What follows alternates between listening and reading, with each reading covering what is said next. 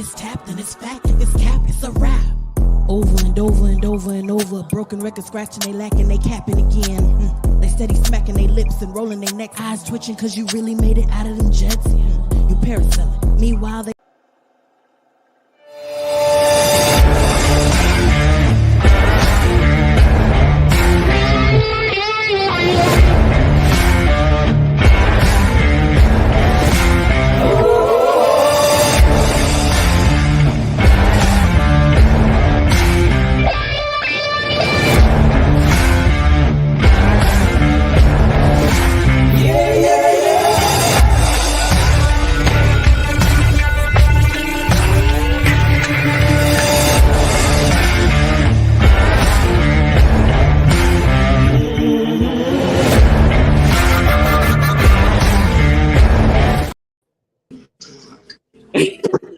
You good? You approve?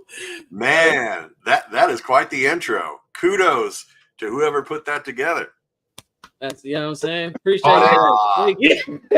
Fantastic work, sir. Thank you. Thank you so much. It's your boy, the comment, KHA_man.510. That's the Bay. Catch me on Universal The Base. Catch me on What It Sound Like podcast, where you get your best reviews and interviews. And catch me here on Tapping No Capping, where if you're nerdy, you've seen it, then what's your opinion? What's going on, Jew?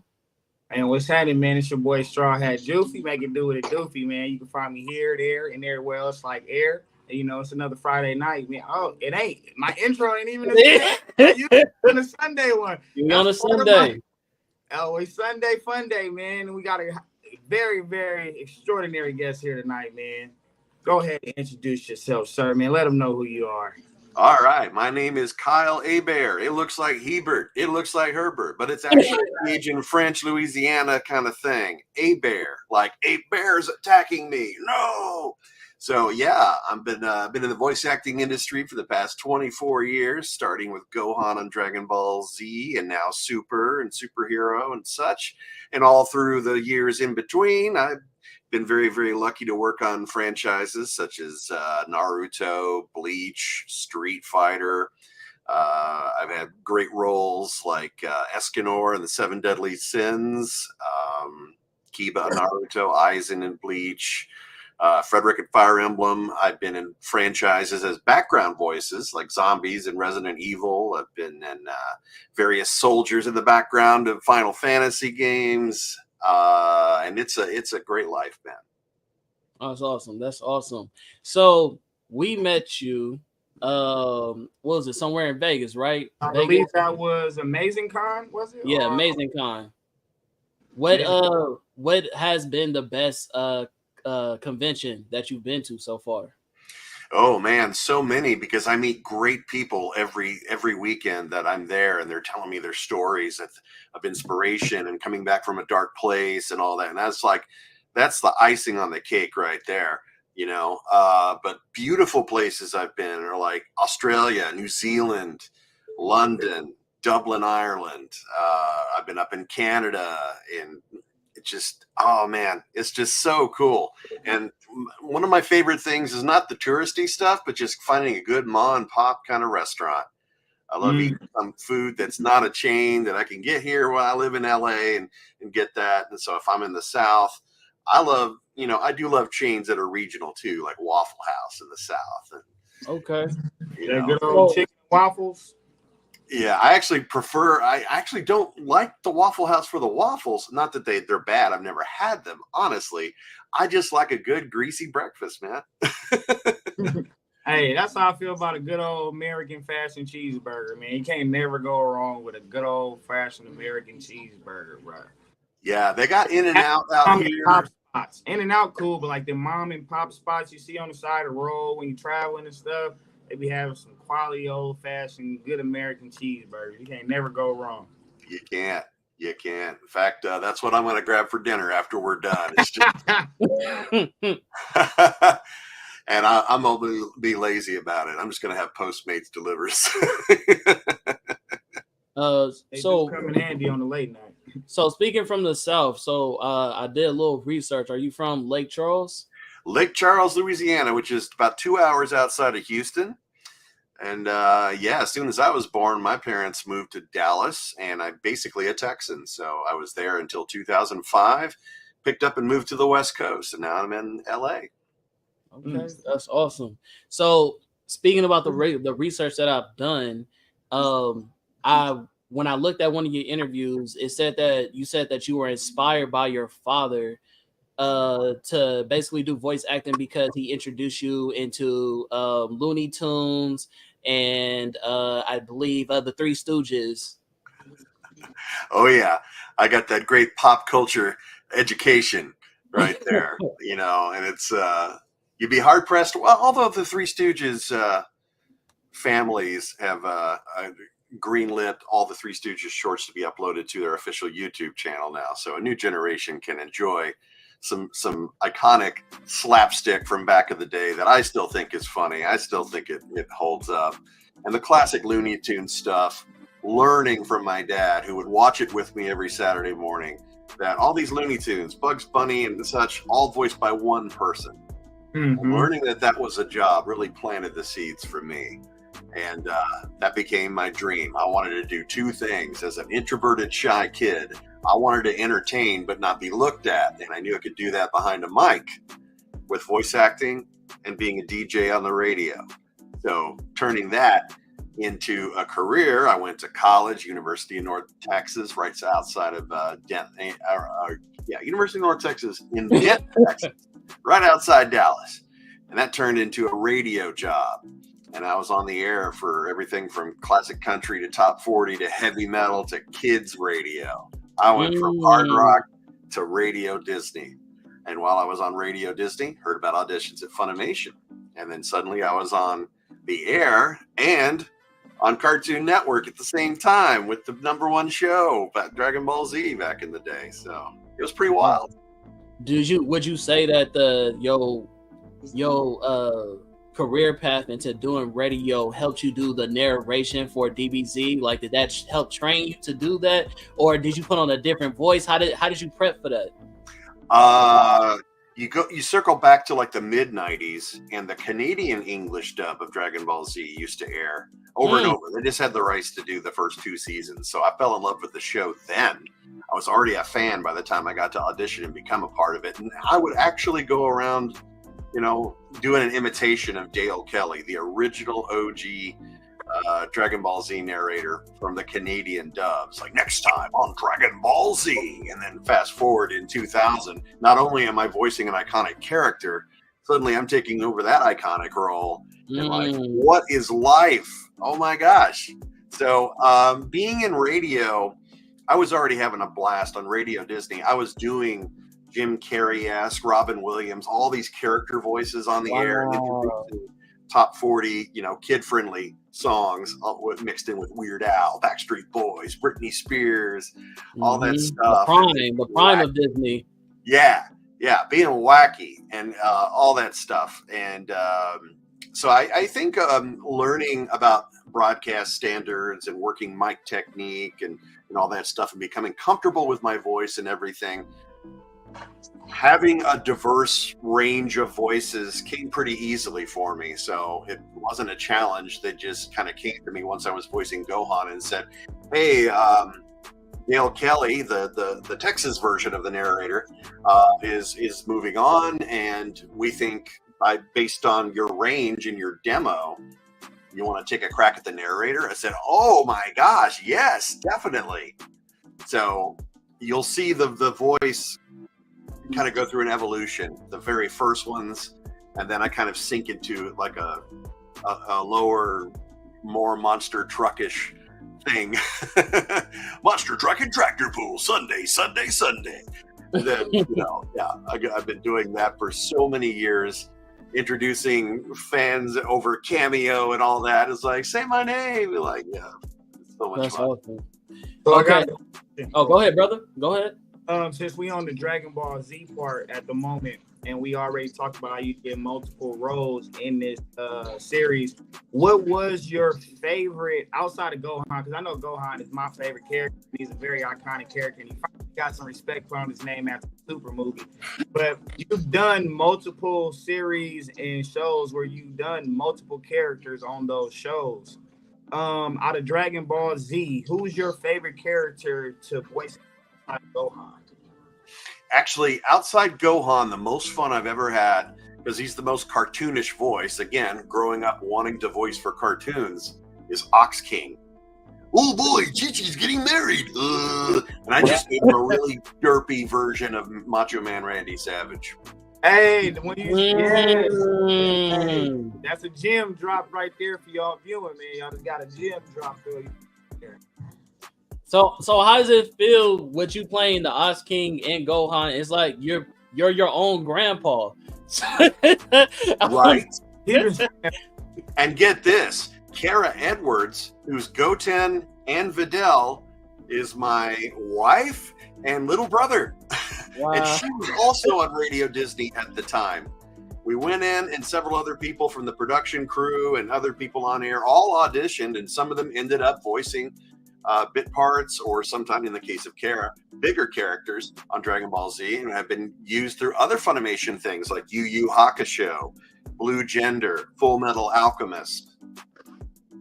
That's awesome. Okay, Yeah. so with the rest of your cast members that did voice acting with you, does it help with like the chemistry? If you've been working with these people for a long time, do they tend to try to give the roles to people that you've already worked with, or did you just randomly get put into a bunch of people that you just try to network with and find your space? Like, how does that work? Because I know a lot of times you do it from the comfort of your home. Right. Yeah. The casting director, it has to be in a really neutral, objective position to make sure that they're casting people that are right for the part, not that they're necessarily familiar with each other. In anime in particular, and video games, actors are recorded individually. So unlike a cartoon where everyone would be in the same room to have that cast dynamic and be able to play off each other's performance, in anime, because we are doing lip sync and very technically oriented kind of performances, they're focusing on actors who have that technical skill, can take direction and have that flexibility and everything. So it just happens to be that some of the cast people already know the other cast members. And more often than not, we go through life never meeting some of the cast members. And that's crazy. Yeah, and others go to conventions years later, and it's like, oh my God, we've been on the same show or video game for years, and I'm just now meeting you. That's crazy. That's crazy. So when you're doing voice acting, I know for like people like Phil Lamar, when he did, I think it's called the Earth King from Avatar, they actually told him to use his own voice to do the character. Are there times where they ask you, like, instead of you hyping it up and putting on a persona, have you done any character that's just you? Yeah, multiple times. I think that Gohan, Fat Gum in My Hero Academia, Kiba and Naruto, they're all the same sort of register, even though the characters are very different. But that sound is very much my natural voice. Kamina and Gurren Lagann, I've used my own voice even in bit parts. They'll say, yeah, exactly, as you were showing, Blue Exorcist, Bond, Suguro. And hopefully we'll get to come back for season 3. And basically Noriaki Kakyoin and JoJo's Bizarre Adventure is pretty much in the same range too. It's like no one can just deflect the Emerald Splash. It's like it's all there. So it's not hard to do. Just like for me and the people that have that wide range of voices, it's not hard to go into different sounds because we record one character at a time anyway. To make things easier for editing, you're recording into a computer, so each file has a file name. Here's Gohan, here's Goku, here's Vegeta. Drop and drag and make sure it syncs up with the video, with the soundtrack, with the sound effects, and all that, and that gets mixed and then eventually put out for the world to consume. Okay, that's awesome. So what I'm gonna do is I have a video presented with all of your voice acting characters, or at least some of them. I can't say all because I saw that you have a long resume. When I asked you, like, when you get put into a bunch of people you don't know, it's like, who do you not know at this point? You probably know everybody. Man, so you're listed for 706 titles, so roles so far. Like you're on behindthevoice.com, you're listed. Shout out to Rebellion 5. That's a lot. 706. Yeah. 24 years. I've done a few things. That's a lot. Go ahead with the video. You're doing big things. That's a lot. Yeah, thank you. A lot of reoccurring, and some of them are like shows that are like all at the same time. So like to be able to go back and forth between those voices, that takes a lot of creativity skills, bro. Like you got that. Yeah. I mean, people like Billy West on Futurama can go in the same recording session because, again, anime is one actor at a time, recording one character at a time. In cartoons, Billy West would sit there doing Fry and then talking to Dr. Zoidberg, and then he'd be able to go back and forth. I wish I had that challenge. But on Dragon Ball Z, I could be West Kai and Pycon in the Otherworld tournament. But I did have to record those separately. Yeah. All right, I'm gonna go ahead and press play, and then you just stop at which one, like just whichever brings back memories or ones that you like. You want to give us a funny story about or anything like that nature. So, And I don't know if you let me Good. Time Happens. before you Nice finish visual charging reel. up your energy. Let's try again. I'm begging you. This time, we'll make sure we win. It is a secret we have known before Gohan could even form words in his mouth. Through fights with Raditz, Garlic Jr., the Ginyu Force, and even Frieza, we've caught glimpses of the child's explosive power. Right there, I'm gonna stop right there, man. That's pretty dope. When I found out, like, it's one thing that you did Gohan, but when you found out that you're the narrator, because for me, that's the most exciting part about Dragon Ball Z is that's how they pull you in on the next time. Like that gets you hype every time. So what were you more excited for, the narration or the voice acting of the character? Well, the narration is actually easier to do because there's no lip sync. He's not an on-screen character. So instead, I have to worry about the time. You know, all the video when we're recording has a time code burned into the corner that shows the hours, minutes, seconds, milliseconds, frames. There's 30 frames per second of video. So the scripts will notate at what frame and time code something starts. A character reacts. The narrator starts saying, and then I'll see the line, and it'll have an out code, which basically indicates I have to be done talking by the time hits that particular time code. And sometimes there'd be bloopers where next time on Dragon Ball Z, and for our sake in the recording of it, the screen cuts to black. Whereas on TV for the fans and everything, it cuts to credits or whatever, or the title screen or whatnot. Sometimes I would take too long. It cuts to black, and I'll say, Dragon Ball. And we have hours of outtakes. Everyone's blowing lines left and right. There's no rehearsal. No rehearsals, no dry runs. We are all cold, blank slates when we arrive at the session. The director, in this case of Dragon Ball Z, more often than not, was Chris Sabat, voice of Vegeta and Piccolo, and half the other cast. But you know, the director's job is to indicate to the actor, here's what's happening in this episode. Here's what's happening in this scene. They have the video queued up, so we preview each line in Japanese so we can know how loud or soft to make the delivery of that performance. And then we see that script for the first time right there at the session. We look at it, we preview it, maybe preview it again if there's a lot of dynamics of open, close, pause, and the script will indicate that with commas, ellipses, all sorts of stuff. But our favorite is the coding on the script says MNS, which means mouth not seen. That's our favorite. Something like Dave Wittenberg is, on Naruto, Kakashi always has this thing on his mouth. He never had to worry about lip sync. Easy. And the narrator never does either. And if you ask me, beyond Gohan being the strongest character now. Okay. Talk about it.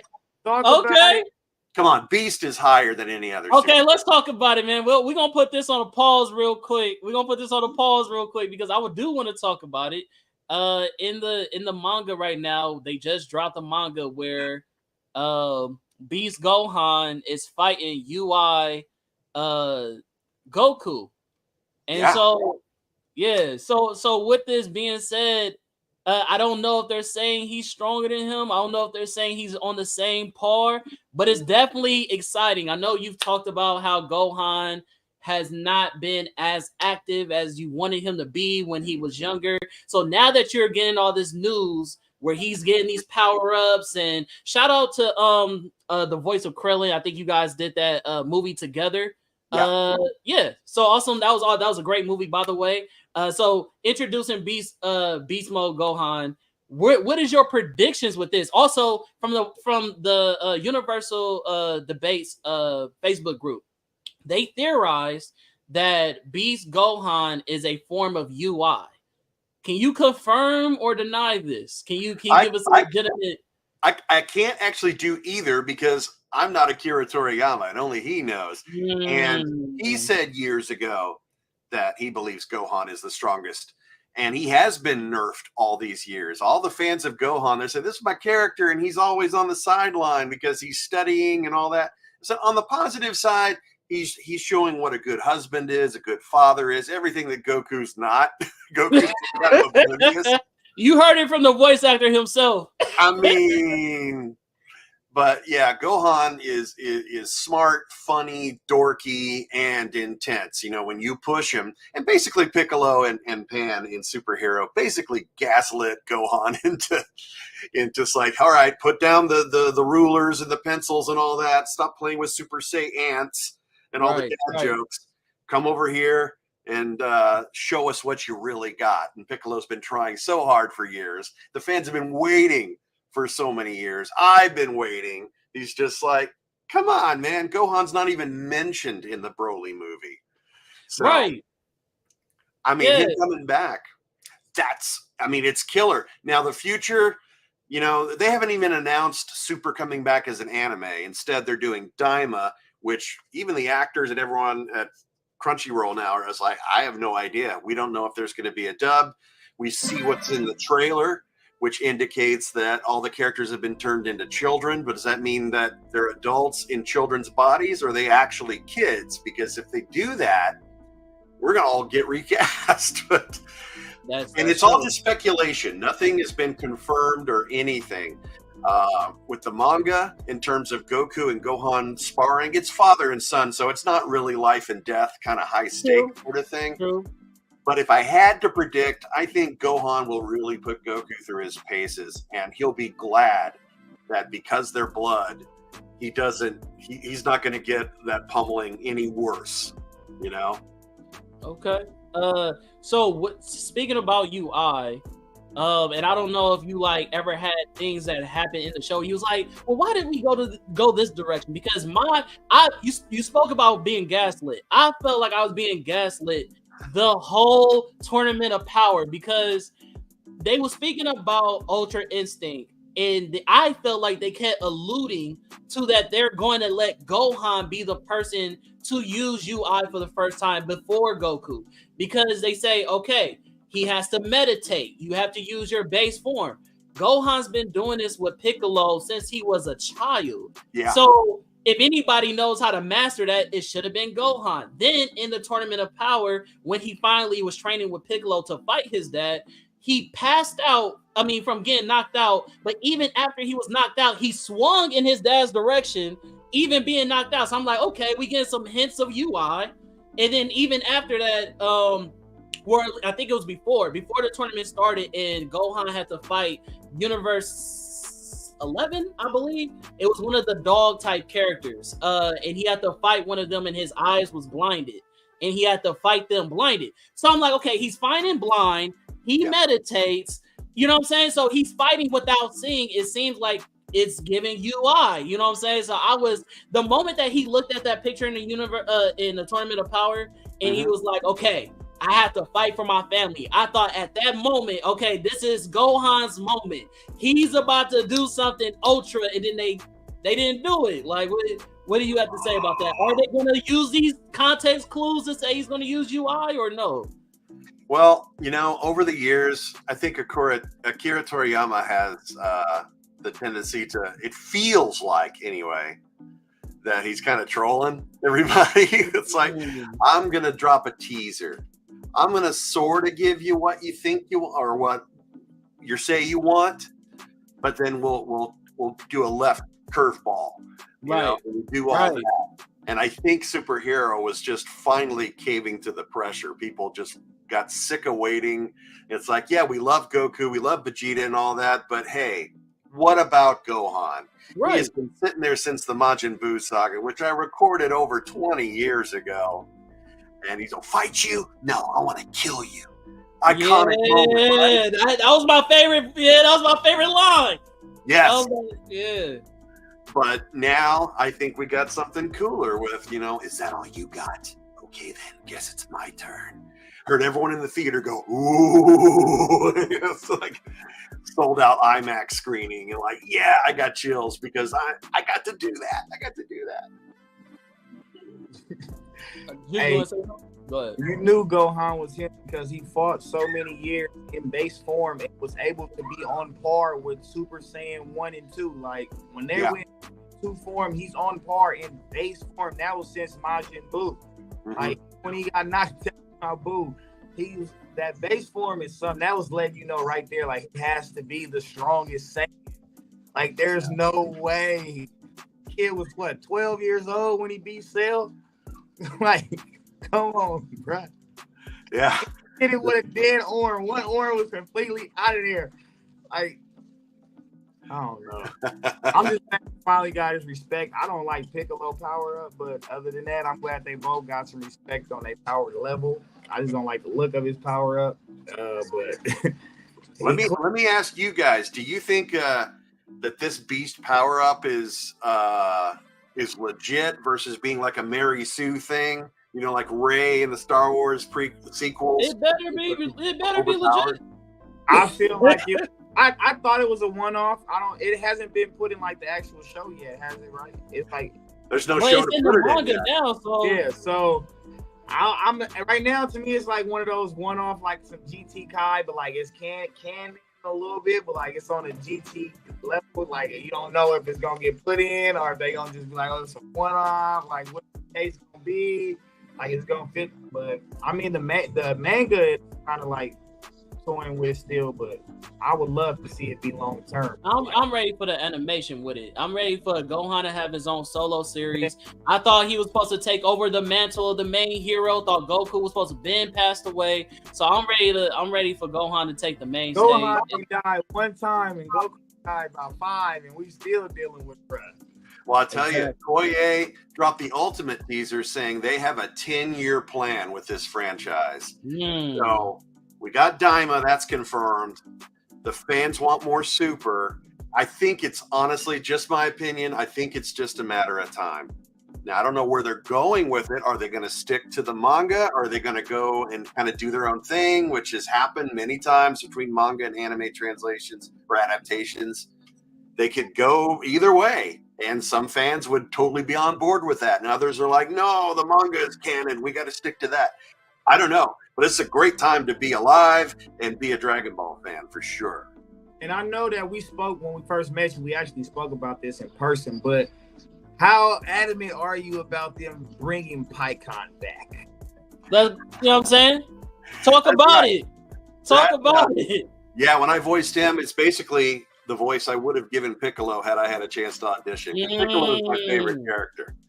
And I would just do a low sinister sort of thing that I ended up using as Ryu in Street Fighter. So if Pikkon comes back, that would be bonus at this point. I have gotten to voice him in various video games through the years.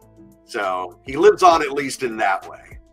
And so I'm glad that we talked. We like Juice said, we talked about this in person, where people don't even think that Pikkon is canon. Thank you for clarifying that he is canon, y'all, for the live video, so y'all know he is canon. But also, I thought, again, like you said, like where you thought they would go a certain direction, it only made sense to me that they would have brought PyCon in for the Tournament of Power instead of Frieza. Like tell me how Goku would bring a villain, somebody who destroyed Namek, killed the whole Saiyan race, genocide and all, killed Krillin, and he's gonna bring back Frieza for help versus the guy who beat Frieza when he was training with him. So I'm just like, he acknowledged that PyCon was like the strongest that he had met at that time. He's one of the coolest characters. He's my favorite outside of Piccolo. So he's my favorite character. Yeah. And he has the coolest finishing moves. You know what I'm saying? With the fire, the spinning, the drip, you know, that's why I'm wearing the do-rag. You know what I'm saying? Like he was the coolest character. So like I didn't understand why he went and had brought back PyCon, because PyCon was in the Tournament of Power. In my personal opinion, it would have been a lot better than what we saw. Yeah, I agree. I didn't bring Oob to the fight, or Oob, somebody friendly. There's a lot of characters that don't get a lot of screen time, and the fans really resonate with it. Just like I think the best example of that, again, back to Star Wars, having Boba Fett in Empire Strikes Back, and then a Jedi. Dude hardly speaks. He's hardly in the movie, and he became a fan favorite in no time. Yeah, he got his own series, which kind of did not do very well. But initially, you're looking at that. So, hey, you know, you have the creator who probably just thought of the overall story, like Akira Toriyama, planning things out, and probably didn't even intend for the Otherworld Tournament characters, like you know, like PyCon and all that, to ever even come back. It's like it serves a story point, it serves its purpose, and now it doesn't, you know. It's just redundant. We don't want the team of Z fighters to get too big. You don't want to spread them out too thin. Again, I'm just postulating. I'm theorizing. I don't know. It would be cool. And again, I'm being a selfish actor. I got to voice them. Of course, I want him to come back. I wouldn't mind a few of them getting knocked off permanently and bringing in some new characters. I agree. Because they don't use Yamcha anymore. He's just somebody in the background. Krillin just started back fighting in the Tournament of Power. He was retired. You feel me? Tien does not fight. Shadow don't fight. Nobody else fights. So it's like you bring in some other fighter. I love it, but I'm getting tired of the Goku and Vegeta combo in every series. Like final, me and you, Kakarot. You know what could happen, because we've already seen the show evolve and the characters grow up, get married, have kids. What's going to happen with Goten? Ultimately. That's right. What's going to happen with Pan? He was a little player when he was a teenager in GT. Goten was a little player, and he had really stopped kind of like training, but he was really strong. When they fought Baby, Goten was what? It's got places. It's got a lot of exciting places the whole saga can go over the next 10 years. And it's so much fan art and fan-made series that they got a lot to pull from if they talk to the right people and let right writers. Absolutely. But we're gonna segue from Dragon Ball Z to another top anime that he's a part of. I wanted to get into. You can go ahead, go into it if you want to. Go ahead, quick. I wanted to bring up, you know what I mean, because I seen Santo mention it in the comments that he was shocked that you are the voice of Aizen. And it's another top anime, like this is the big three anime, you feel me, the people, and that's actually the next character we got. We want to play the voice first and then get. I got you, my brother. Oh, let me pause the music real quick. Pause the music. I got you on the music. Okay, bet. Really thought because you had me outnumbered you could crush me? Think again. You see, my understanding of what the word power means is undoubtedly radically different than what the word means to you. Nice. What it means to you. Yeah, he's a little more out in the open by then, but when you first meet him, he's just this friendly, soft, dulcet-toned, happy, calm dude. Oh, hi, Momo. Nice to meet you. You know, like real nonchalant with it. So this is also another anime where you play multiple characters. Yeah. How did that work out for you? And outside of Aizen, which one was your other, favorite character on this series to do? Well, I had a lot of fun doing Ganju Shiba's voice because to me, he seemed just goofy enough that I could take a Patrick Warburton impression and kind of just soften it a little less Kronk from New Emperor's New Groove. Yeah, we got you. Not quite. We big Disney fans over here. Poison for Cusco. Cusco's poison. Just dial it back. He's not quite that dumb. It's like, I'm the hero of the West Rukon district. So a little less swagger than Patrick Warburton, and just, dude rides a giant boar. I mean, funny. Yeah. Big time. Okay. So wait, is this out of the big three? Would you say, like, okay, is Gohan your favorite character that you do? Or, like, who do you feel like is the most iconic? I would say Gohan is the most iconic, and to me, it's the most special character because, again, I started with that, and I'm still playing that character in various media, whether it's a TV show or a movie or a video game. Still doing that. So I love that I get to work. I mean, honestly, anytime I'm voice acting, it could be a Gohan or it could be a Man A, Policeman C, Demon F. It doesn't matter because I get to play. I get to play pretend and have fun with my voice and hopefully lift the dialogue off the page and give these characters life for the English-speaking audience. Respect it. Okay, we're going to keep that. Some other characters. What the word means to you. Presence is an eyesore. I'll take you. One fell swipe. I have allowed this meager victory. So speaking about this character right here, you did a black character. I think his name is Vane. On this one? I'm not sure if it's on this video game, but it is a video game. Oh, wow. I have that first world problem of I voiced so many characters through the years. I don't remember all of them or even the name of the project or like, what was that again? Gotcha. Sometimes when we record, especially games, we don't see the animation. And sometimes we don't even see a picture of the character. So I'm recording them and then the game comes out and I see the character and I go, man, I totally would have voiced this different. Or I would have said, you know what? This is not appropriate for me to do. I think. Have you ever been surprised when somebody says, "Hey, you play one of my favorite characters," and they show you like, "Oh, I did. Oh, cool." Like you. Yeah. Has that ever happened? Oh yeah, that happens all the time. People will send me screen caps of the credits from games like Red Dead Redemption 2. It's like I'm not in that, and then my name's in the credits. It's like, oh, I guess I am. Okay, wow. So look, quick question with that. The game Go ahead, brother. Speaking of is called Vane. It's called Code Vein. You did it in 2019, but you played Code Vein. Davis. Yes. Okay, I don't remember the character, but I remember the name of the project. Yeah. So he had like a black resemblance, but his name was Davis from that game. Okay, I can say that I was never shown a picture of the character. That's one of the instances where the studio I've recorded so many projects through that they just kind of cold cast. They said, give this character to Kyle. And that's happened multiple times. I think that happened with Kakyoin on Stardust Crusaders. They thought of me for Escanor for 7 Deadly Sins. And I think that was the case also with Code Vein. And only the difference being I had no picture of the character other than a description about him. Got you. Go ahead, bro. Go ahead.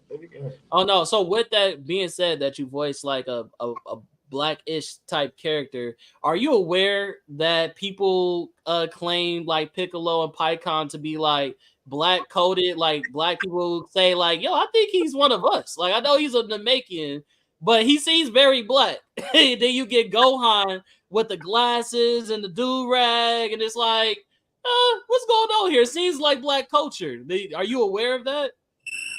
Yeah, I could see that because I remember all the way back early 2000s, years before Dragon Ball Evolution became a thing. 20th Century Fox, now they're just known as Fox because Disney owns them and all that stuff. But back when they were 20th Century Fox, they bought the live action rights to Dragon Ball Z, and people started fan casting, and they thought Vin Diesel would make a good Piccolo. Again, early 2000s, and it's like, you know what? That could work. Vin Diesel. And then in Evolution, which people don't speak of because it's a horrible adaptation, but James Marsters was Spike in Buffy the Vampire Slayer. I love Buffy. Yeah, he comes back and he plays Piccolo. It's like, because it's alien, it could go any way. Talk about diverse casting opportunities for sure. And I get what you're saying, and it makes perfect sense. So, I'm up to like a unique interpretation or reinterpretation of Piccolo for sure. Okay, that's cool. Hold on, we got a comment. Let's see what he's talking about. There got about. Yeah, man. The man's done everybody. He's done everybody. Let's see. Yeah. This is the drill that will break through the vault of heaven. I have it all figured out. Don't ask questions. Yeah. That's the character I've heard the most about outside of Gohan in terms of this character is fire. This show means so much to me. Gurren Lagann, just a 1-season show from like 2008. And here we are in 2024. And you had theatrical screenings of the 2 movies that were basically consolidating and putting the whole series together in bite-sized form. And so many people still come to the conventions and say, dude, I love what you did with this character. This show turned my life around. I was in a dark place, and that just resonated. And so it feels so amazing, whether it's that character or anything else, when fans share their personal stories and that intimate connection between entertainment and basically therapy,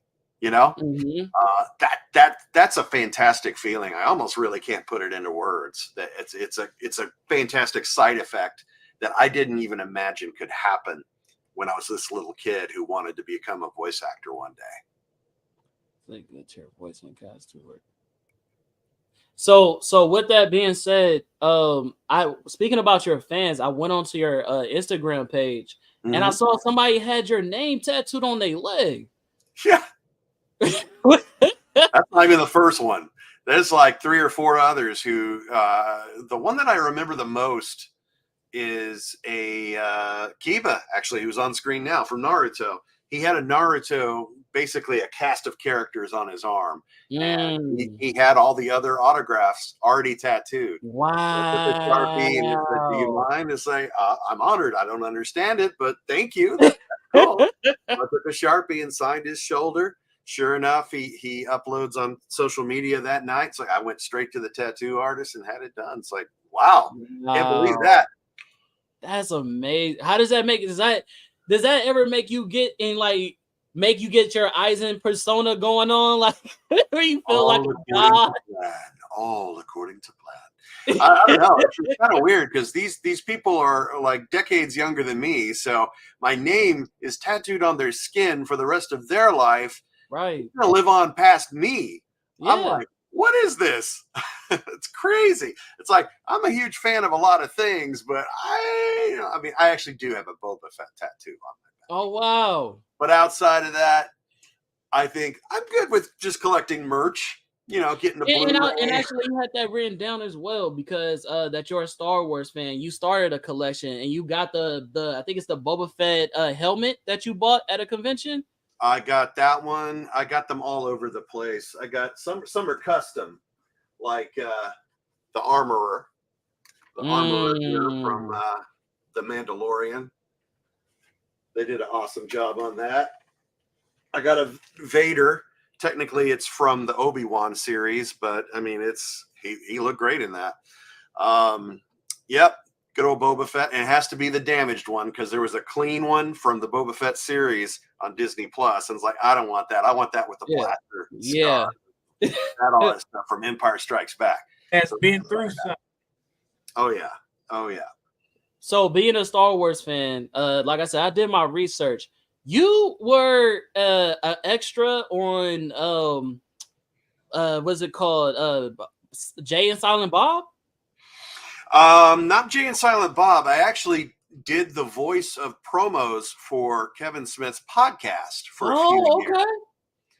And especially Hollywood Babylon. I'm in the intro. It's like, it's time to babble on. Except Wow. I say it as the real sedate version of the narrator.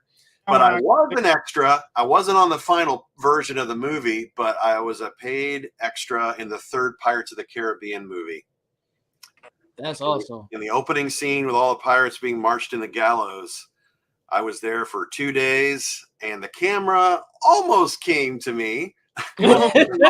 all the leg cuffs on all these people going to the gallows to be hung and all that, and it's like, oh my gosh. And then I remember the director, Gore Verbinski. He directed that movie as well as the Ring remake and all that. He comes and looks at me and asks for my makeup to be touched up because, you know, the makeup people under a big tent took all the extras and turned them into pirate thugs within 20 minutes. It was an amazing operation to witness. They make your teeth look gnarly. They make it look like you're just dust and covered and caked in grime and everything. And he says, "Oh, you look too clean. We gotta dirty you up." It's like, okay, that's awesome. That's awesome. What would you prefer? What do you like? Do you like the voice acting more, or like when you get to actually get out there and use the face makeup, even if it's for roles like that? Like, do you feel more immersed? I'm glad I had the experience, but honestly, it's a lot of hurry up and wait for on-camera stuff. So voice acting, it's very go in there, do the job, you're focused. It's not based on your looks or your age necessarily. And then you get the paycheck a couple months later, or a couple weeks later, rather. And then it's out there for the world to consume pretty quickly, unless it's a cartoon. It might take a couple years, but the anime is usually already done, so we see that. Live action, again, it's a lot of waiting. I've done the extra background actor sort of thing, and it didn't pay that much, and it wasn't really pleasing. I was in an episode of Mike and Molly in the background. That was a hit sitcom with Melissa McCarthy, and it's like, hey, I didn't have any on-screen dialogue, but I could definitely see me in the shot. It's like, you know what? I get more creative satisfaction out of voice acting. It's what I've always wanted to do. I've gotten to do it. It still gives me a thrill, and I'm going to keep on doing it until I can't speak anymore. I got a question. So speaking of like jobs and pay, yeah, voice actor versus a on-screen actor, what is the difference in the residual pay? Because I know a lot of on-screen actors go on strike a lot, and they have issues with getting residuals from the shows or films that they participated in. Do voice actors have that same struggle, or do y'all get paid out a little differently? Yeah, that strike was about many things. AI, which is pretty evil when you think about it. As an artist, technology is amazing, but what it stands to do and hurt people's reputations and take away jobs, take away our own art, you know, steal our voice, steal your music, steal artwork. You know, it's just like, oh, it's going to affect everyone. Getting a call from an AI generated voice of your relative going, hey, I'm in jail, bail me out. And you're wiring money to a con artist, you know. It could go so many different ways. But yeah, when it comes to pay, you just kind of accept it when once you're in the world of voiceover or acting in general. Different projects pay different rates, and hopefully, you know, with the Actors Union, SAG-AFTRA, working on certain contracts, you know, whether it's commercial or TV or movie or video game or cartoon or whatever, that they will come up with something like fair compensation, good, fair working conditions, and all that for everybody. But the struggle is real. Not everything pays, especially anime, even though it's the hardest kind of voice work to do with the technical. You got to do the lip sync and the acting at the same time. Sometimes that throws people off. But on camera actors, especially celebrities, they're used to and spoiled by getting that big fat paycheck, and you know they can just make a phone call to their agent and say, hey, my kids love anime, can you put me in a movie? And suddenly you have a whole cast of movie stars doing the Miyazaki movies instead of the voice actors. It's like that kind of stings. How do you feel about Avatar bringing on quite a few voice actors into the live action? Is that something you pretty excited about or happy to see. That's actually a really good thing when the actor not only sounds and does the part vocally. If they could pull it off visually, why not? I think that's awesome. It's an awesome tip of the hat for the fans. And, know that they just didn't stunt cast and just bring in, I mean, granted on One Piece, I don't think anyone from the Texas cast of One Piece looks like any of their characters. I certainly don't. I'm Capone Veggie, did this big mafioso. I mean, yeah, I'm overweight. I honestly, not even being funny, I think you could pull off Capone Veggie. You think I could pull it off? Okay. All right. Well, I wouldn't say no. I honestly think you can. All you have to, you literally right now, all you have to do is put on a top hat and a pinstripe suit and dye your beard black. You're get a big cigar and you're him. Literally, I promise you can pull that off. That would be amazing. That would be amazing. One of your conventions, you should cosplay as him at your table. That's a great point. One of your next conventions, it could be sooner than later or later than sooner, but I think that's something very dope. And I'm pretty sure everybody's going to pay that price to get that photo for sure. Like, a fan did give me a horned Ox King hat, so I could just put on the glasses. I could pull Ox King off. Pull Ox King off too. Oh, that's definitely. Cool. But I think Capone Veggie would be great, especially since One Piece is starting to get its reboot, and the fans is crazy right now about it. Like, that'd be dope. Yeah, Netflix wanted to do their own thing, so they never reached out, which I thought would have been cool if anyone doing a live action version of anime would like throw a bone to the voice cast, or have them do a voice or something, some sort of cameo. That would be a lot of fun. Watching Netflix, my man. If y'all bring Capone Veggie onto the live action, man, he right here. We got your first candidate. I mean, don't sleep on him. So speaking about conventions, I brought this up because I wanted to ask about your experience at conventions. Yeah. There's this scene in this show called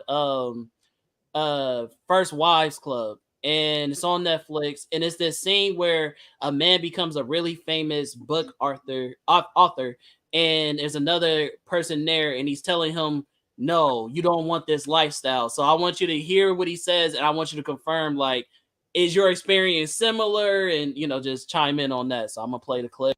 Okay. Biggest fan, like real talk, seriously. And this, I'm like doing my first panel because I'm a writer. Listen to me. Get out now. One convention turns into 2, and then 3. And then the next thing you know, you're traveling the country, talking to truly demented people and autographing tattoos of yourself on their upper thighs. Man, I've got to agree. The fans, or constituents in my case, can be a lot. Like a lot. No! Hi! Yeah, that's right. It's me. And don't even get me started on the other regulars here. Green Power Ranger? Yes.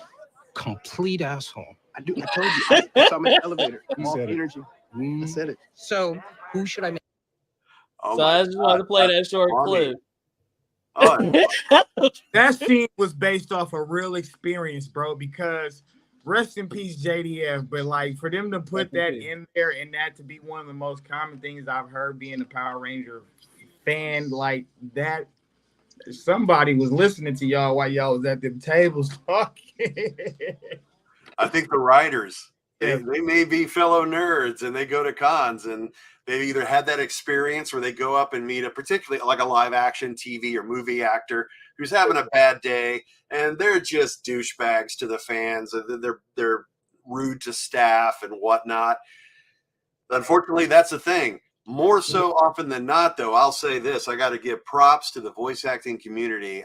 Everyone loves their fans. They love being there. They love it. They get to travel the country and see new places. This job gives us opportunities we wouldn't otherwise have. So, yeah, a lot of us do travel week to week to week, and we go to different places. It's kind of funny that you showed me that clip.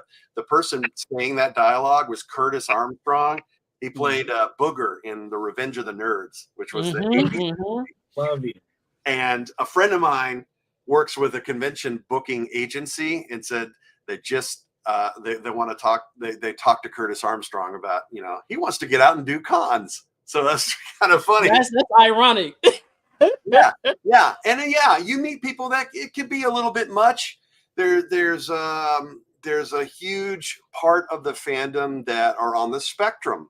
And once you learn that, you learn to respect that. You know, people can't help that they don't understand boundaries, or they don't understand social, you know, constructs, or what's appropriate necessarily.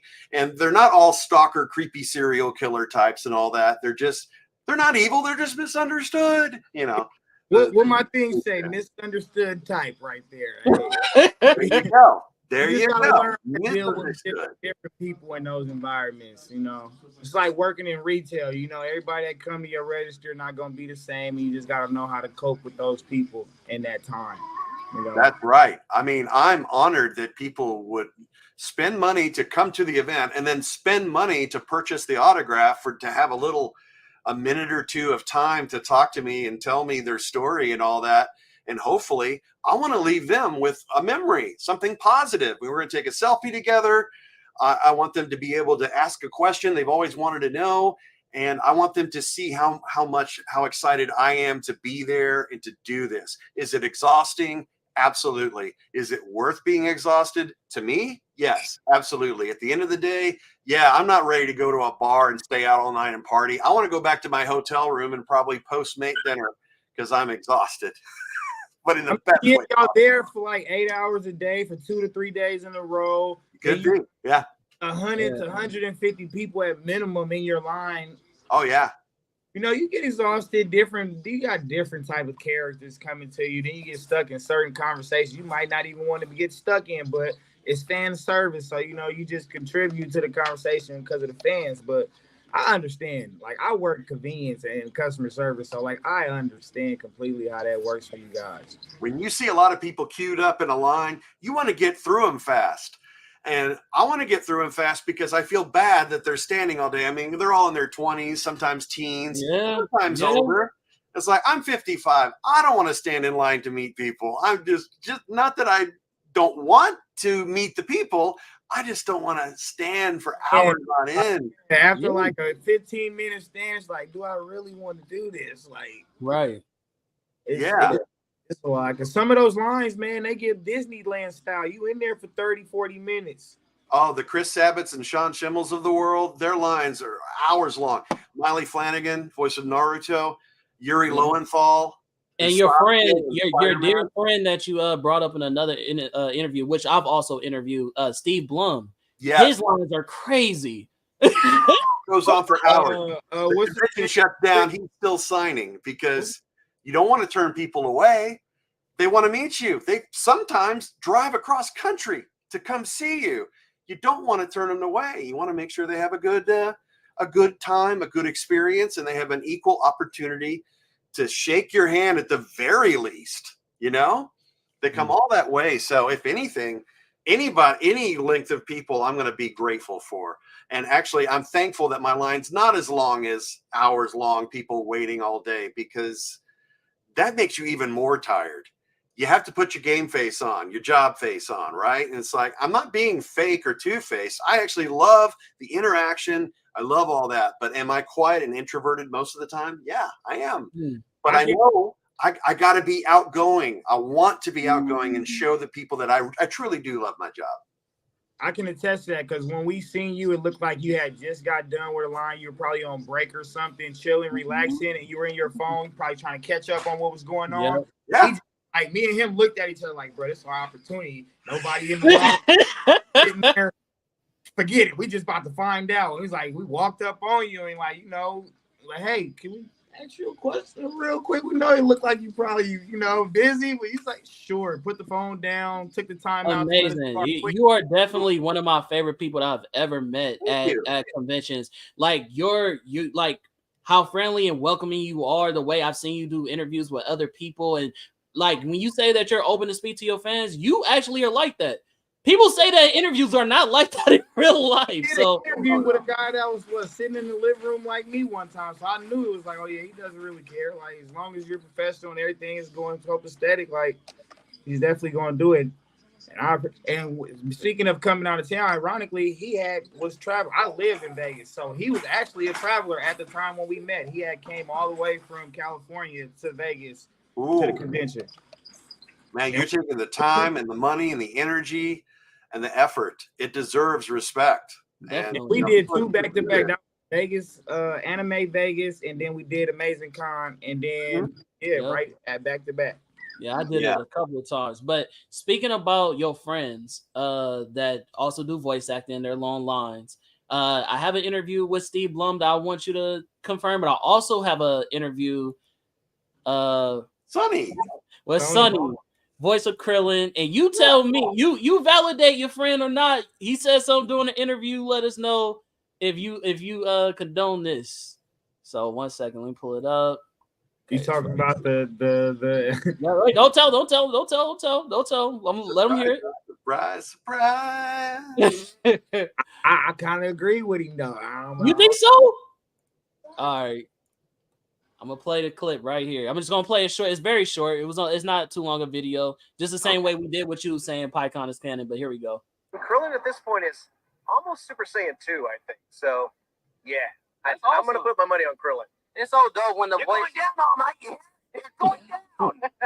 It's so dope when the voice actors actually are fans and they can actually talk about power scaling. So when you surprised me with that, I was like, oh, okay, that's awesome. Here's what I think. I think Krillin could mop the floor with just about the entire MCU.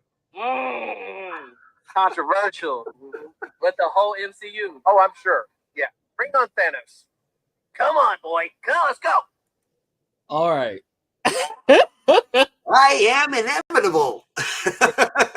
Here's the gag on what he said. He didn't say the Marvel Universe. He said the MCU. He said the entirety of it, though. And I agree. I agree. Krillin is. Well, I just said it when we were talking about Dragon Ball Z. Excuse my niece, but Krillin literally stopped training for a good 8 years almost in Super. This is not. Don't take over as like a cop. He literally got right back in it for a couple weeks for the Tournament of Power, and he was literally going against alien beings, fighting alongside aliens all his life. That's true. Aliens. And then he matched Goku in Super Saiyan Blue with a Kamehameha blast. So. And he literally all the Krillin moves are borrowed, and he has perfected everybody's move that he has borrowed from Tien's Solar Flare to I forgot who you get the Destructo disc from. That's what I was about to ask you. I thought that was his. I just was watching it, but it's in Dragon Ball. You gotta go back to Dragon Ball to see it. But all the Krillin moves are borrowed, but he has perfect. Same with Goku. All of Goku's moves are other people's moves. He literally just perfected it better than they could. You feel me? So he just mastered it better. But Krillin to be a human, this is a straight human, nothing else. It's a straight human. Master Roshi is a mythical being. I be telling people that they be like, "Oh, Master Roshi, he ain't saying he's strong." But Master Roshi and his sister are mythical type beings, so they don't count. Krillin is straight human, like Yamcha and him, and he surpassing all that. And he 4'5", my boy. He could probably put Black Widow and Hawkeye through some things because they don't have any superpowers. They're just very adept at fighting. Well, yeah, definitely mop the floor with them. That's not even that's a sneeze. So we got Thor who can kind of fly. We got Captain Marvel that can fly. He's going to outwork a lot of people, bro. So what about Thanos? You think that Krillin? He said Thanos specifically. Let's take out the whole MCU. Do you think this is your friend now? This is the person you do business with? So this is your friend. Do you believe that he is correct that Krillin can take on Thanos? I get that he wants to support his character. It's very near and dear. When you're an actor with a role, they're like your child. You're going to support that child to the bitter end. I think Thanos, with a snap of his finger, would just obliterate everyone, unfortunately. I would guess you got to fight Thanos no gauntlet, like how Captain America and Thor and Iron Man got their ones with him, but I'm pretty sure it's no gauntlet. I mean, Thanos would have gauntlet. Anybody would have gauntlet. Problem. I mean, Sonny cracked me up years ago. He called Destructo Disc light pizza because he held his hand like a pizza. Light pizza! You know, I think somebody actually did a little drawing like that where Krillin was holding the pizza instead of a Destructo Disc. I'm gonna have to find it for y'all. Oh, that's funny. Thanos is collecting bodies. No way. The bodies hit the floor. Y'all gotta, so look, this is the part though. This tournament of power is where y'all gotta think though. That whole fight was against alien beings on another level. Okay, so let's twist it around. Would Krillin hold his own if he's on the Marvel side? Absolutely. Yeah, definitely. Absolutely. Avengers assemble. He'd be right there, and he would kick a whole lot of booty. Oh yeah, he would be. He would new power. He would definitely be like one of the like standing next to Thor and Hulk when they need to like send their big bodies to handle the super beings that are super strong. Yeah, Krillin could definitely hold his own, but he made a tough claim. He said the entirety MCU. That is tough. Like that's tough. I can see his perspective. I can see his perspective though in the MCU. If he would have said like Marvel or something, we would have like X-Men or like the Avengers in the comic books, we got a problem. But like as far as the MCU, there's a lot of broken characters in the MCU. You can break them down like to where Krillin can kind of finesse. Bro, how many times the MCU literally has been creating their own problems. They ain't even really be getting attacked. They don't really have no ops. They are their own ops. Like all he got to do is let them break themselves down and start eliminating. The MCU is dysfunctional. Fair enough. All right, so now I'm gonna play a video that I have with Steve Blum, and then you also tell me what do you think about this difference in comparison.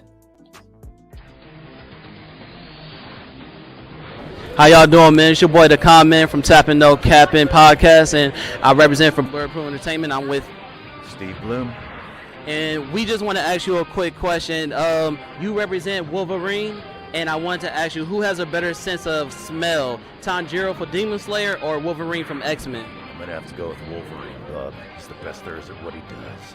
And what he does is pretty nice. All right, you heard it here on Tapping No Capping. Thank you, signing off.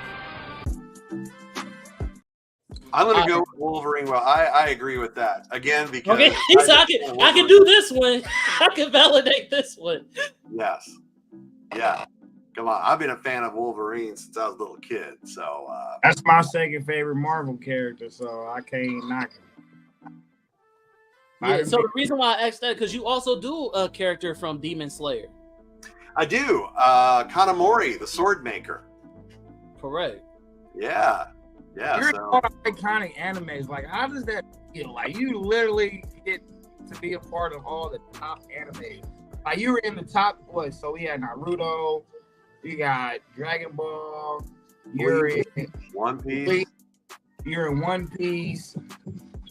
Now you got like Demon Slayer. Like, these are the top anime. Like, you have the old school top animes, and now you're starting to participate in the new school top animes. Like, how that feel, man? You're a part of legacy. This feels pretty killer. I even had a small part in Attack on Titan. I got squished. Yeah. But, you know, in One Punch Man, Samurai. Ragnar. My bad, for those who don't know, you're also Ragnar in Vinland Saga. And that's one of that, you're Ragnar. Yeah. Amazing. Oh, yeah. A lot of times, again, we recorded a lot of the same studios, and they'll either just cold cast us, and it's like, we want you to come in for 2 hours. We got an episodic character for you, or one that's throughout the whole season, but not the lead. It's like, of course, I'm an actor. I want the lead character, and sometimes I do read for lead characters, but I never really get the lead characters. So even Aizen could be the main villain in Bleach for much of the show, but he doesn't have as much screen time as you think he would. Mm-hmm. Exactly. The reason why I brought up the comparison between Tanjiro and Wolverine is because although Wolverine can smell, like he's an amazing tracker, so is Tanjiro. You know what I'm saying? And also Tanjiro can smell an attack coming. He can smell like how many people have somebody killed, like from years and years ago from a demon. So you think that Wolverine is on his smell is on par with that? I think so, because when you get in the thick of a battle, who has healing powers? Well, no, get that. No, we get that. No, just based on smell alone, like get that. But Okay. but based on like you being a voice actor in Demon Slayer, you still rocking with the Marvel character. You think that he's still over Tanjiro when it comes to smell? Tanjiro, you said yeah. So just by smelling, he can tell how many this, that, the other happened. Okay, Wolverine doesn't have that ability, but how is that often going to really come into play? It doesn't come into play in the anime for Demon Slayer, but how often does it happen in the X-Men cartoon world? Where they have to use something. You could have another member because he's a team member. You can get another mutant, like even Professor X, who can just get into the mind and read the minds of people. There's probably a mutant out there that can scan a dead body and tell what their last memory was or whatnot. True. And I have seen Wolverine do that, and I think it was like, I'm not sure if it was X-Men Evolution, but he was tracking somebody, and just based on his smell, he could see the events that happened. So it is pretty top tier. So if that happened in the cartoon, I mean, they may have been just doing that just to do something different from comics, because that's always what happens. And now Disney has come down and announced that they're going to put their own spin on Marvel and not really pay attention to the source material. It's like, guys, do you want people to come back? People will come back for Deadpool for sure. Oh, yeah. But, if you're going to relaunch and reboot the MCU, oh, man, you learned enough to leave Deadpool alone. So definitely.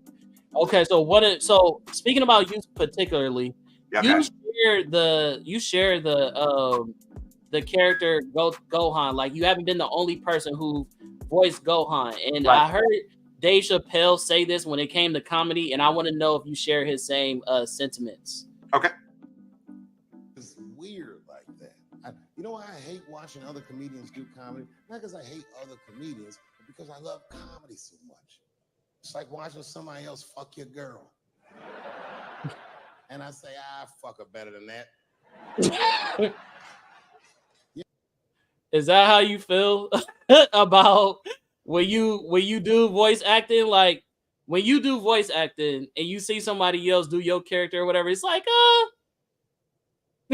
No, I don't have an ego about that sort of thing. I'm not really competitive. I think there's enough work for it to go around. And I think it's good that there's an opportunity to have reinterpretations of the character, whether it's James Bond or, dare I say it, Willy Wonka. I mean, yeah, in that case, Gene Wilder. Come on, Timothée Chalamet, great actor, but there's one icon. You had a lot of great, super talented people play Batman. True. Who's the best? Kevin Conroy. Right. That's true. Yeah, so I don't look at other interpretations from other dubs or other versions that happen to be my character as better or worse or any of that. I'm happy that actor had that opportunity to put their own spin on something. I feel that. And then one of my few last questions is, you were also in Beastars. Yeah. And I know you speak about like anime and the how far we've come, and as far as like conventions and mixing Marvel fans and anime fans and things of that nature. How do you feel about fan service? Because you are a part of Dragon Ball Z. We got a couple of that as well. So are you familiar with fan services? Oh yeah, like when something canon provides something that the fans want, or something that particularly interests them. And then there's fan fiction, the offshoot where fans create their own versions. I think that's all exciting. If I were a creator and someone is that passionate about something I put out there, that's a win, Right. So something like fan service, it happens a lot in the Star Wars Disney Plus shows.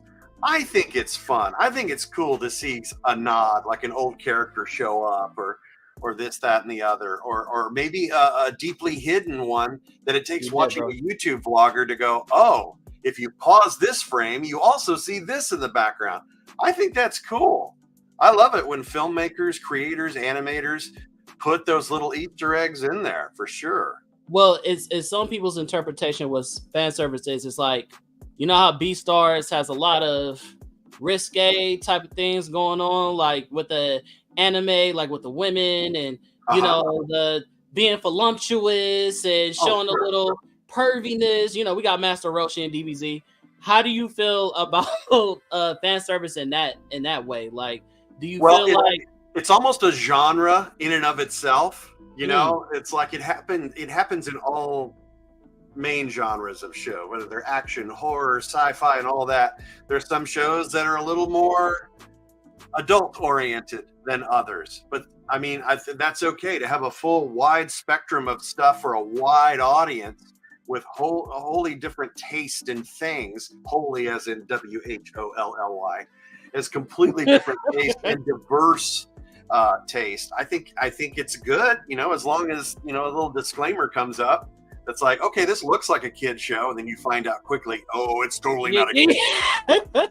Like Dragon Ball Z was edited to be on children's TV. They weren't because they're evil and just wanted to get one up on the fans. No, not at all. It's because Toei wanted to get it on broadcast television. Who's the widest audience?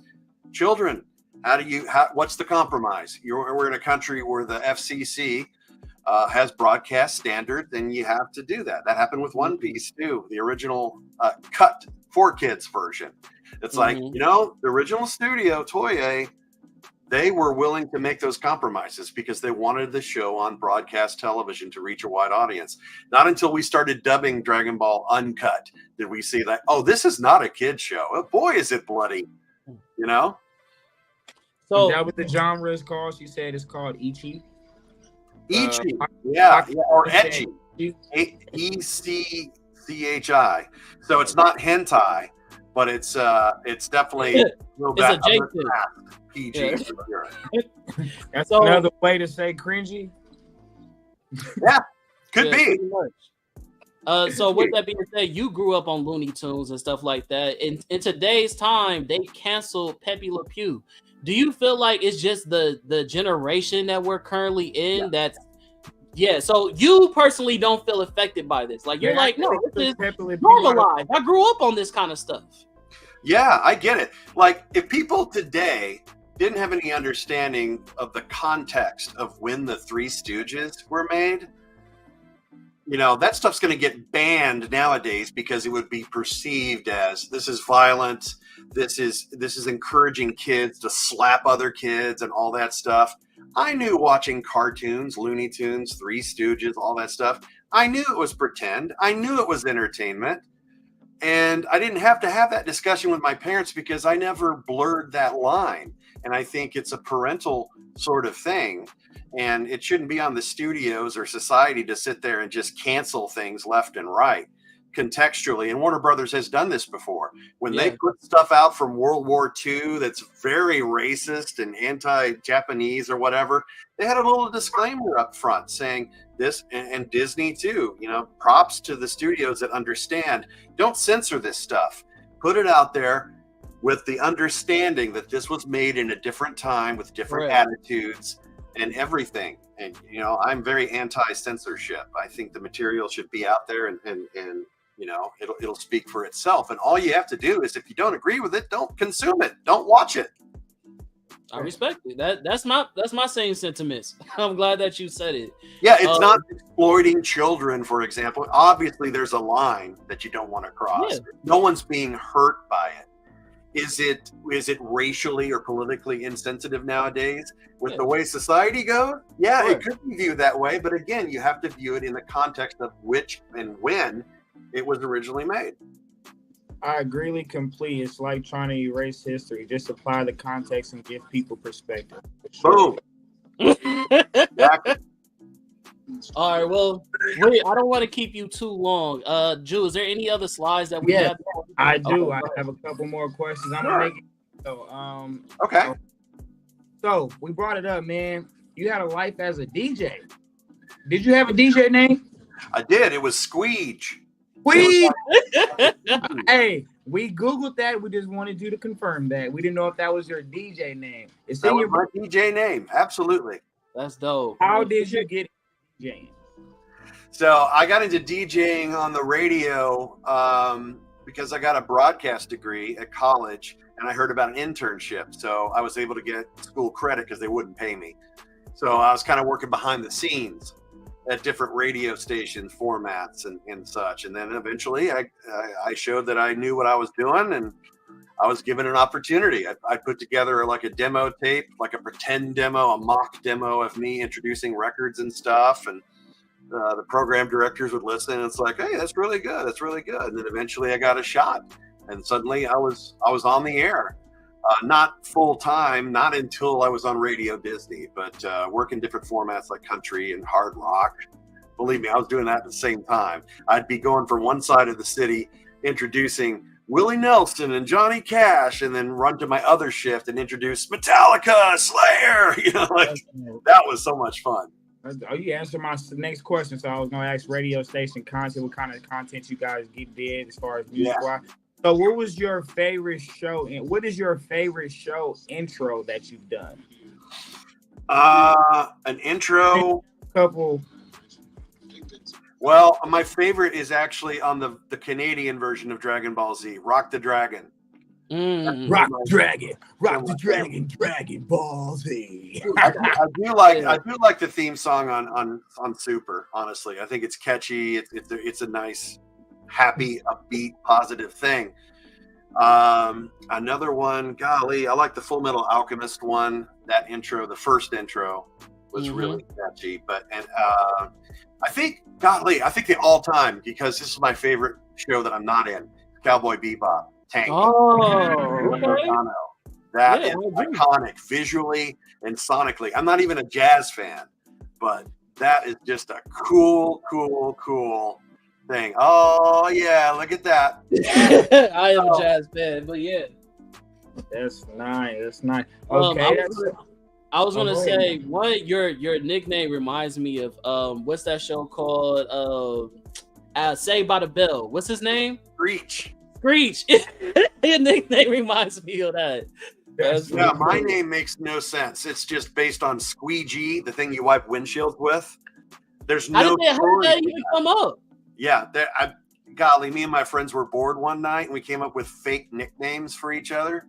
And squeegee is one that I remember. So when I got hired to be on the heavy metal station, the guy goes, "What name do you want to go by on air? You just want to be Kyle?" It's like, "No, I want something cool." It's like, "All right, it's got to be something that's going to stick in people's heads." It's like, "How about Squeege?" And he cracked up. He said, "Oh yeah, I think people will remember that." That's dope. DJ Squeeze. Are you still doing that? Like, are you still doing that on the side? No. That format went off the air, and then I jumped ship and went over to Radio Disney, and I was there from 1996 to 2005. And halfway through that, in 2000, started voice acting for anime, starting with Dragon Ball Z, Blue Gender, Yu Yu Hakusho, Full Metal Alchemist. And then 2005 rolls around, I jumped ship from my radio job and come to the West Coast to become a full-time contract voice talent. They have this thing now where people who are anime fans are making beats for anime and doing their own music, like at their own lyrics to basically monologue the show. Yeah, you could go to a con and like have your own after party since you DJ and have that experience and have people come in and you know what I'm saying? Well, I don't know how to do the DJ thing. I don't know, scratching and all that. That's the artwork. That is magic. I would love to be able to do that. That would be amazing. Introduce a record, it's like go up there and be the narrator from Dragon Ball Z. Like, oh yeah. Oh my god, bro, that would be amazing. Those people will go crazy. They'll lose their market. Selling, your pockets will be full. You're like, oh, I don't really need to do this no more. We'll party for the rest. Like, hey. So I have two more questions before I get done. So my nephew here, we are both Power Ranger fans. Cool. And he wanted me to ask you about the voiceovers you did for Power Rangers Battle of the Grid in 2019 for the video game. You did two of my favorite Rangers. You did Magna Defender and you did Doggy Kruger. And you also did Ryu the Crimson Hawk in Finster 5. How was that experience? I know you say a lot of times you don't know that you're going to be certain stuff. Did you have an experience with that Power Ranger game since Power Ranger is an iconic type thing? Shout out to the Magnum Defender, man. Yeah, that was pretty wild. I got the original audition for the older game before Battle for the Grid, and I was playing Kruger and all the Magma Defender. So I think they just carried on when they got to Battle for the Grid. It's like, let's grab the cast from the previous game and do that. But when I got the audition sides, the script with the audition, they showed a picture of the character and some voice samples. And then sometimes they would just say, let's just make it your own. It doesn't have to sound like that. But they did give me samples from the old live action shows. And they said, well, yeah, we don't have access to the cast anymore, so we're going to go ahead and recast that. The thing that most came out of left field was doing Street Fighter's Ryu, because Capcom says Ryu, not Ryu. But, they came to me and said, all right, believe it or not, Ryu's going to be a Power Ranger. Like, what? I get to say it's morphin' time? It's like, yeah. Man. Oh, my God. Unreal. And then when Battle for the Grid came out, that engine that it's made on, it's a good game. Have you seen the mini clip of Tommy and Ryu and them actually doing the live action morph and Chun-Li doing the live action morph into the costumes? No, I haven't. On YouTube, you Google in the Ryu Power Ranger, and you're going to see the live action version where they actually got the concept from to put in the game. That's pretty killer. So, like Bat in the Sun, it came from Bat. It's part of Bat in the Sun. So Tommy started doing his own little Power Ranger YouTube type clips while Power Ranger on a hiatus for a minute, and have that live action on. It's probably like 7 to 10 minutes, and it's Tommy and one other Ranger fighting Ryu and Chun-Li, but then the bad people come and he's like, okay, now we're going to team up together and fight the bad guys. And he gives them morphers, and they morph, Ryu and Chun-Li morph into those Rangers. And then they end in the actual game thanks to Boom Comics and then Battle of the Grid. So they start putting in those fanfare. Ironically, I'm actually the reason why Psycho Gold is created for Boom Comics. I'm the creator of that character. Oh, man. Okay. I do the cosplay for. I was actually supposed to do the voice, so I'm an aspiring voice actor at 32. I was shy, but I want to be a voice actor. I've always wanted to do that.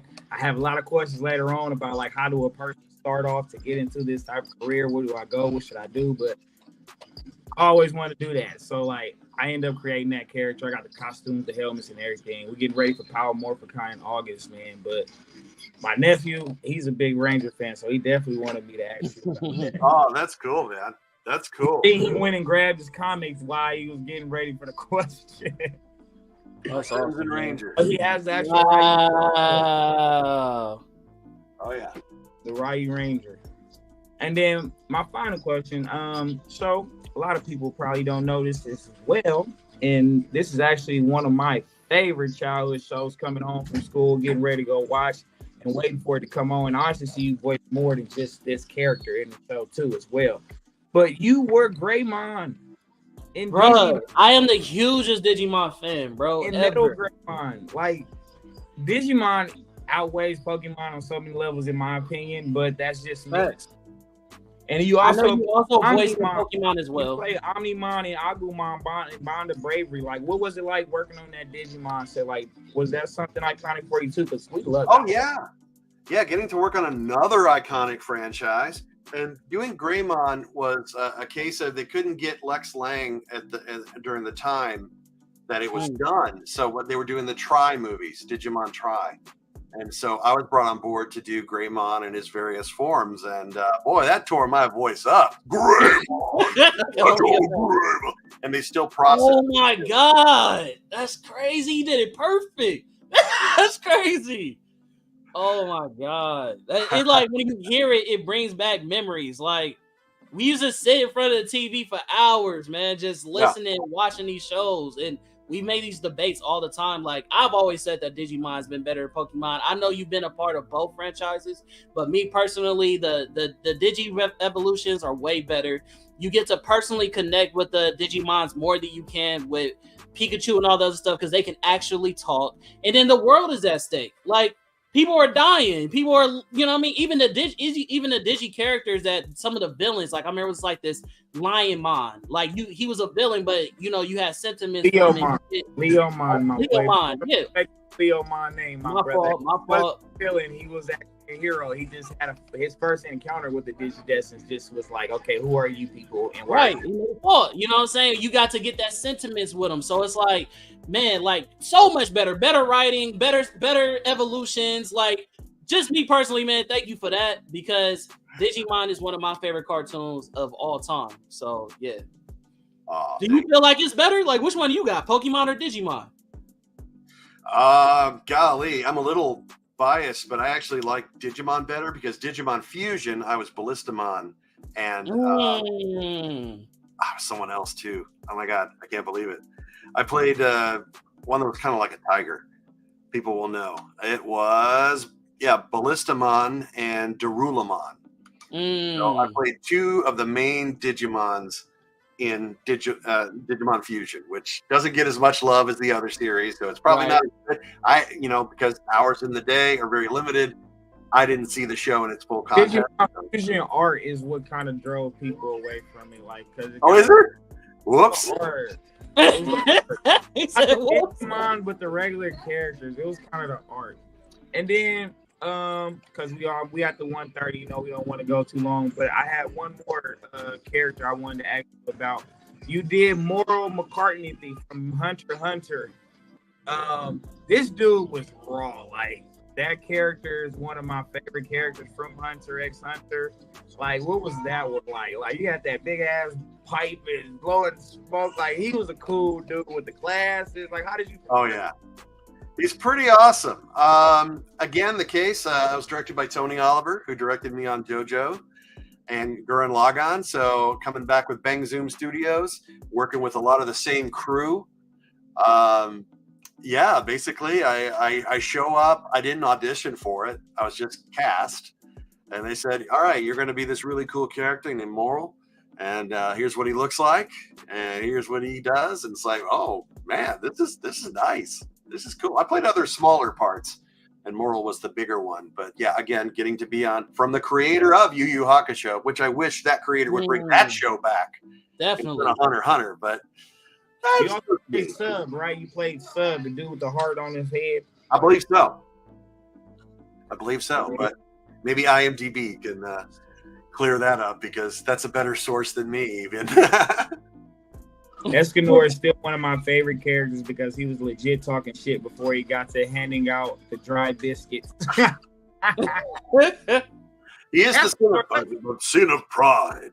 We didn't get into Escanor much because that's like a double character. You play like him as a square in his like fetal fragile form, and then like he evolves and becomes the big masculine. Like, how was that? Because the character's like two people in one. Your demeanor changes. How was that like switching over doing those recordings, like from the feeble Escanor to that masculine Escanor? Very in my personal opinion, before you answer, I feel like Pride was what All Might was supposed to be. That's how I feel.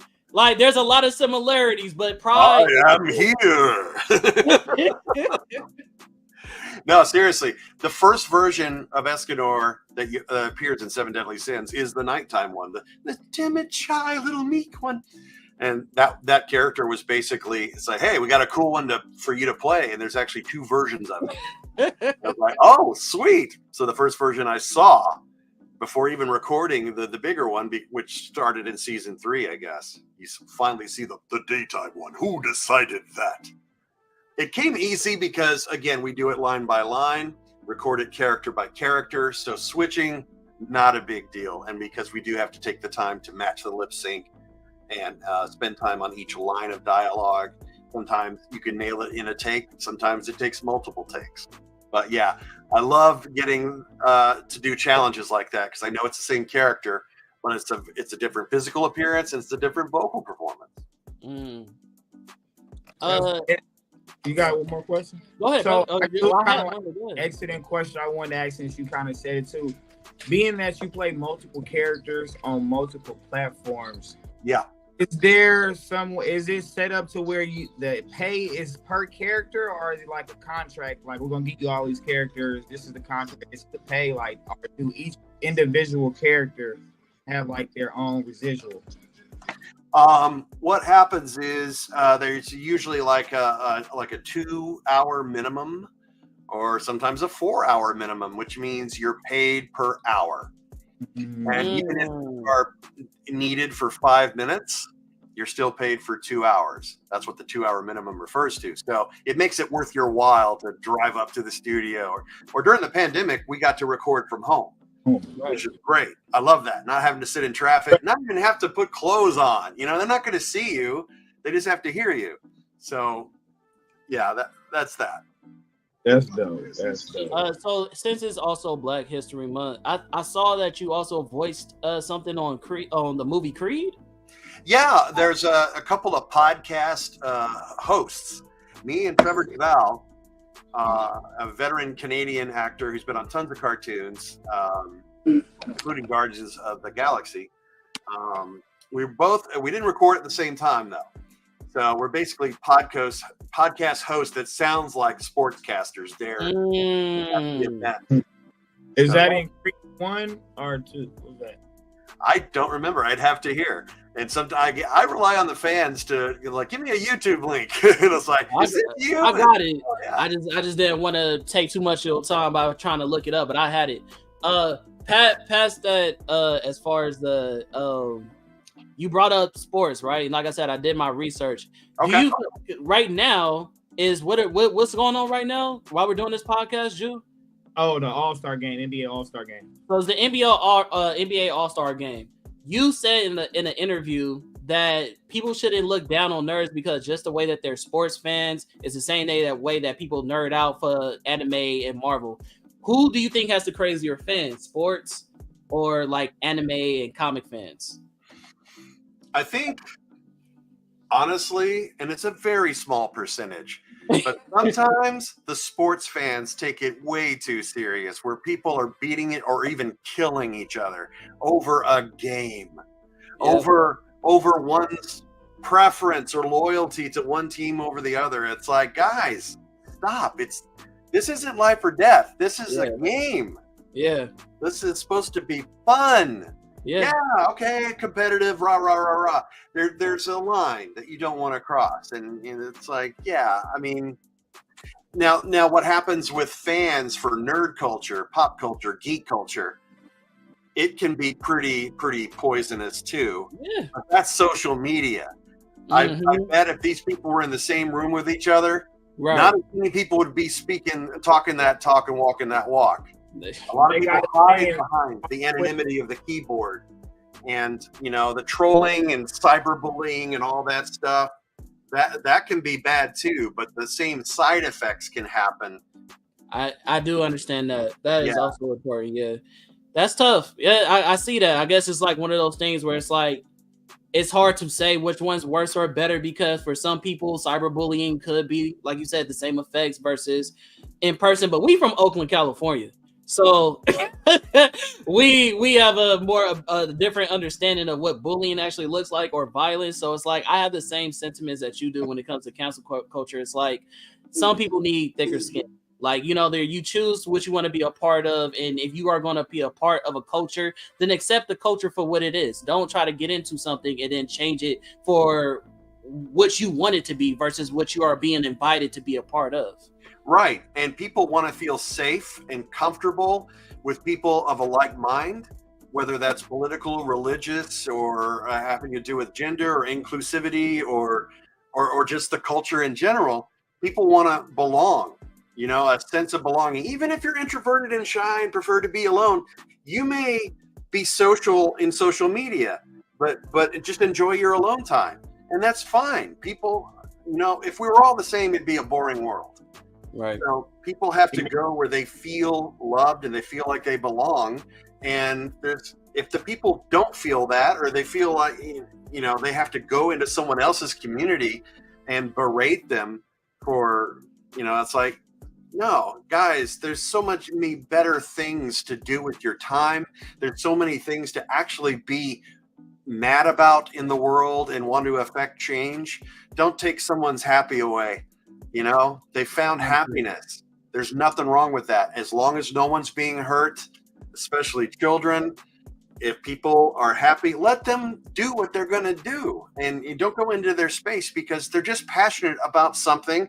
You're passionate about something else. You could be a musician. You could be a nerd about guitars or keyboards or drums. It doesn't mean you go to a convention necessarily, but some do. There are music conventions, guitar conventions, and whatnot. There's doctor conventions. I mean, for everything, for every walk of life. And that's the beauty. There's a podcast for everything you can think of. There's entertainment. There's options. I think we just all need therapy at the end of the day. Everybody needs somebody to talk to. We gotta work through trauma. And everyone has been through trauma. That's a fact. Well, before you get up out of here, I just want to ask you, is there anything else you got going on that's going to upcoming things, any exclusives you can give us? And if so, can you give us to us in the narrating voice that you have that we love to hear? Next time on Dragon Ball Z, Kyle Hebert will be appearing at Heroes Hideout in Albany, New York, coming in just a matter of weeks. For more info, follow his socials at Kyle Hebert on Twitter, at Kyle Hebert on Instagram, at Kyle Hebert VO on TikTok. Stay tuned for more exciting content from Kyle Hebert Z. Oh, that was amazing. Thank you for that, brother. Thank you so much. Well, that's been Tapping No Capping, man. We thank y'all for being here with us. Thank you for interacting with Kyle. We appreciate you for being on here. You've been a joy when we met you in person. You've been a joy having you on the podcast. We hope to network and see you again at a different con. Like I said, we in the north of Cali. So we gonna travel out to come see if you somewhere near in the facility. And if so, we definitely gonna, hey man, thank you so much in person. I need something signed because I had something from Master Roshi. The one who Roshi, and also interviewed the guy for the Supreme Kai, or the person who taught Gohan how to go Mystic Gohan.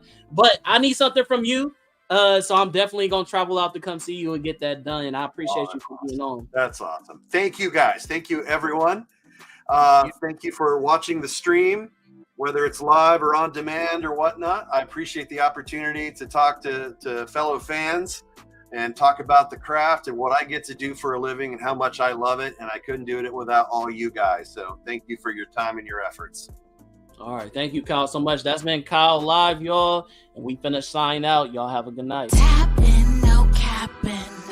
Y'all steady fludging. We know what's happening. If it's tapped, then it's fact. If it's capped, it's a rap. Over and over and over and over. Broken record scratching, they lacking.